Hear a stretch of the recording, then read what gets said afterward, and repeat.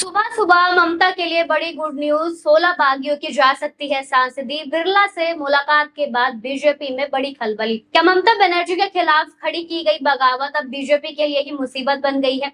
जिन बागी सांसदों के सहारे बंगाल में बड़ा सियासी खेल रचा गया था, क्या अब उन्हीं में दरारें पड़ने लगी है? और क्या अभिषेक बनर्जी की एक रिपोर्ट ने पूरे मामले को फिर से गरमा दिया है? आखिर बागी खेमे में ऐसा क्या हुआ कि ममता बनर्जी के लिए वापसी की उम्मीद दिखाई देने लगी है?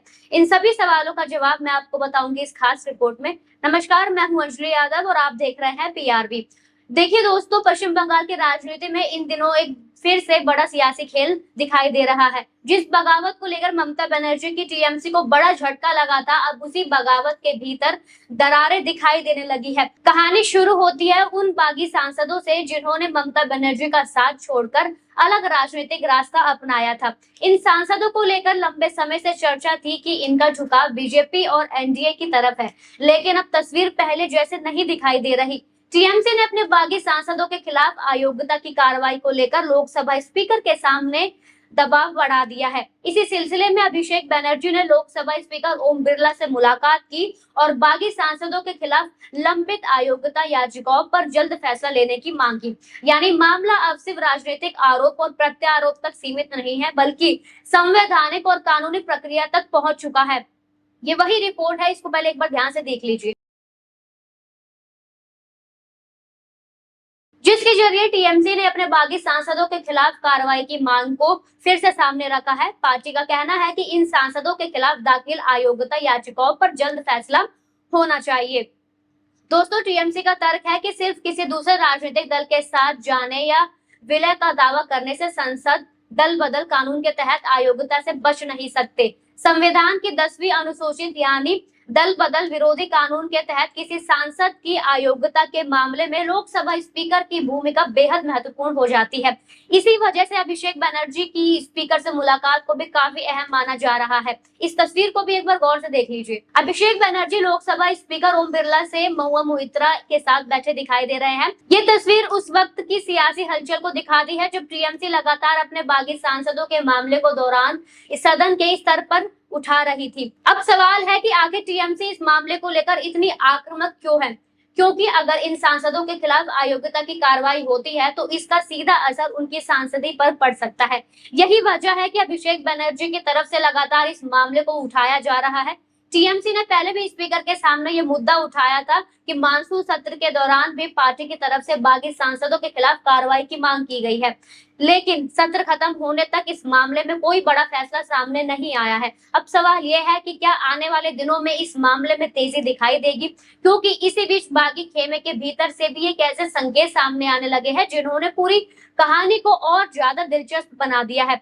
जिन बागी सांसदों को लेकर कहा जा रहा था कि उनका झुकाव बीजेपी और एनडीए की तरफ है, उसमें से कुछ सांसद अब बीजेपी और एनडीए से दूरी बनाने की बात कह रहे हैं। यानी जिस बगावत को बीजेपी के लिए बड़ा राजनीतिक उपलब्धि माना जा रहा था, उसी बागी खेमे में अब अलग अलग सुर सुनाई देने लगे हैं और यही से मामला ममता बनर्जी के लिए उम्मीद की एक नई तस्वीर दिखाई देता है। लेकिन दोस्तों, कहानी अभी खत्म नहीं हुई है, क्योंकि सांसदों के बाद अब बंगाल में बागी विधायकों को लेकर भी सियासी हलचल तेज हो गई है। ममता बनर्जी के खिलाफ पहले खड़े हुए कुछ विधायक अब उनके समर्थन में दिखाई देने लगे हैं और ये बदलाव उस वक्त सामने आया जब ममता बनर्जी पर हमला किए जाने का मामला जो है सामने आया।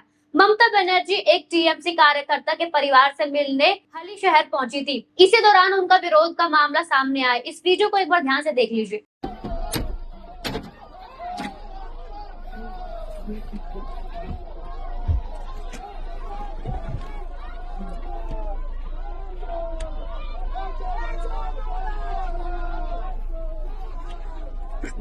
के बाकी नहीं एमएलए निश्चय तो बदमाश सोजा सोजा सोजा सोजा सोजा तुम्हें टानो दादा तुम्हें टानो।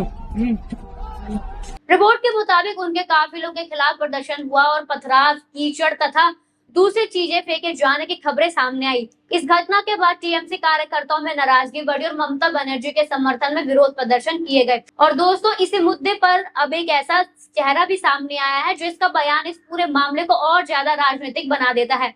ममता बनर्जी पे हुए हमले को लेकर शत्रुघ्न सिन्हा भी सामने आए और उन्होंने इस घटना को अपनी प्रतिक्रिया दी। आप देखिए उन्होंने क्या कुछ कहा है। नहीं, ये तो साजिश दिखती है, ये तो साफ दिखता है करवाया गया कुछ लोगों के जरिए।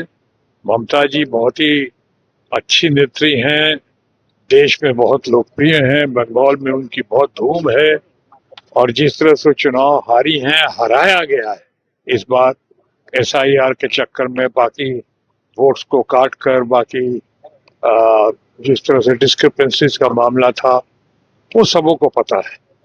अब उसके बाद इस तरह से बदलाव का नारा देने वाले लोग बदले की भावना से जिस तरह की हरकतें कर रहे हैं, जो दिख रहा है वो निंदनीय है, वो शर्मनाक है, अच्छा नहीं है।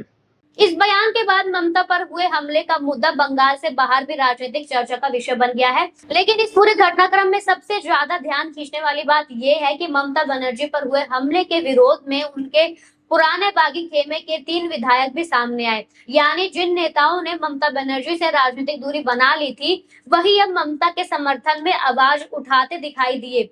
बसीरहाट नॉर्थ के विधायक तौसीफ उर रहमान ने ममता बनर्जी के समर्थन में बेहद महत्वपूर्ण बयान दिया। उन्होंने साफ कहा कि जहां दीदी वहां तौसीफ भी है। उन्होंने ममता बनर्जी को अपनी राजनीति से जोड़ते हुए कहा कि उनके लिए बसीरहाट की राजनीति में ममता बनर्जी का महत्व बहुत ज्यादा बड़ा है। अब इस बयान को सिर्फ एक राजनीतिक बयान माने या फिर बागी खेमे के भीतर बदलते समीकरण का संकेत माने, ये आने वाला वक्त ही बताएगा। इसी तरह बारुई ईस्ट के विधायक विभास सरदार ने भी पार्टी की एकता पर जोर दिया। उन्होंने कहा कि जिस चुनाव चिन्ह पर जीते हैं वह ममता बनर्जी ने दिया था।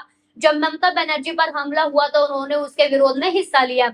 वहीं अब्दुल खालिक माल्ला ने भी ममता बनर्जी पर हुए हमले की निंदा की। हालांकि उन्होंने अपना मौजूदा राजनीतिक गुट को लेकर पूरी तरह स्पष्ट स्थिति नहीं बताई। यानी 3 नेताओं के बयान अलग अलग हैं, लेकिन एक बात साफ दिखाई देती है, ममता बनर्जी के खिलाफ खड़े हुए बागी खेमे में अब पूरी एकजुटता नहीं दिखाई दे रही और यही बीजेपी के लिए सबसे बड़ा राजनीतिक सवाल बनता दिखाई दे रहा है। क्योंकि अगर बागी सांसदों और विधायकों का एक बड़ा हिस्सा दोबारा ममता बनर्जी के साथ खड़ा होता है तो इससे बंगाल में बीजेपी की बनाई गई रणनीति पर सवाल खड़े होंगे। दूसरी तरफ ममता बनर्जी के लिए भी ये सिर्फ खुशी की बात नहीं है। अगर बागी वापस आते हैं तो उन्हें पार्टी के भीतर दोबारा जगह देना, पुराने मतभेद खत्म करना और संगठन को एकजुट रखना भी बड़ी चुनौती होगी। लेकिन फिलहाल तस्वीर यही बता रही है कि जिस बगावत को ममता बनर्जी के लिए सबसे बड़ी चुनौती माना जा रहा था, उसी बगावत में अब दरारें दिखाई देने लगी है। एक तरफ 20 बागी सांसदों के खिलाफ अयोग्यता की मांग है और दूसरी तरफ अभिषेक बनर्जी की स्पीकर से मुलाकात और उनके हाथों सौंपी गई एक रिपोर्ट है। तीसरी तरफ बागी सांसदों के बदले रुख की चर्चा है और चौथी तरफ ममता बनर्जी पर हुए हमले के बाद पुराने बागी विधायकों का उनके समर्थन में सामने आना है। तो दोस्तों, सबसे बड़ा सवाल यही है, क्या बीजेपी के सहारे ममता बनर्जी के खिलाफ तैयार किया गया बागी समीकरण अब खुद बिखर रहा है? क्या 20 बागी सांसदों की सांसदी पर आने वाले समय में संकट बढ़ सकता है? और क्या बागी सांसदों और विधायकों का एक बड़ा हिस्सा दोबारा ममता बनर्जी के साथ खड़ा हो सकता है? और क्या अभिषेक बनर्जी की रिपोर्ट के बाद इस पूरे मामले में अब कोई बड़ा फैसला सामने आएगा? इन सवालों का जवाब आने वाले दिनों में बंगाल की राजनीति की दिशा तय कर सकता है। फिलहाल इतना जरूर है कि जिस बगावत को ममता बनर्जी के लिए सबसे बड़ी चुनौती माना जा रहा था, उसी बगावत में अब दरारें कोई खबरें सामने आने लगी है। और अगर इन बागियों में बड़ी संख्या में घर वापसी होती है तो ये सिर्फ ममता बनर्जी के राजनीतिक ताकत की वापसी नहीं होगी, बल्कि बीजेपी की बंगाल रणनीति के लिए भी बड़ा सियासी झटका माना जाएगा। अब देखना होगा कि आने वाले दिनों में कितने बागी ममता बनर्जी के साथ वापस खड़े होते हैं और कितने अपने पुराने गुट के साथ बने रहते हैं। क्योंकि बंगाल की राजनीति में फिलहाल सबसे बड़ा सवाल यही है, बागी आखिर किसके साथ है, बीजेपी के साथ है या फिर दोबारा ममता बनर्जी के साथ? आपको क्या लगता है? आपकी राय हमें कमेंट सेक्शन में जरूर बताइए। वीडियो पसंद आया हो तो लाइक कीजिए, शेयर कीजिए और चैनल को सब्सक्राइब जरूर कीजिए। धन्यवाद।